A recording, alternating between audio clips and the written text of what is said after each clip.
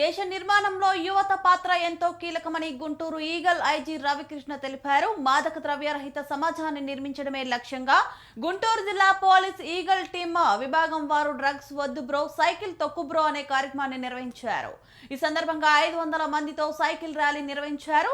దేశ యువత శక్తిని నిర్వీర్యం చేసే కుట్రలో భాగంగా దాయాది దేశాలు ఈ మాదక ద్రవ్య మహమ్మారిని ఉసగొల్పుతున్నాయని ఈగల్ ఐజీ రవికృష్ణ తెలిపారు. ఈ విషయాన్ని ప్రజలు గమనించి మాదక ద్రవ్యాలు వినియోగించకూడదని ఆయన సూచించారు. ఈ కార్యక్రమంలో జిల్లా కలెక్టర్ తమీం అన్సారియా, జిల్లా SP Vakul Jindal, municipal commissioner Srinivasulu, eagle SP Nagesh పాల్గొన్నారు.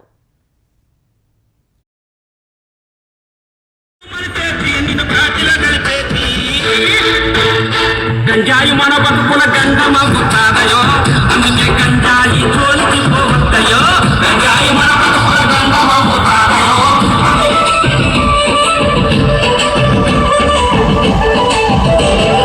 కనిపెట్టిన తల్లిదండ్రి కలలు ఎవరు నెరవేర్చును?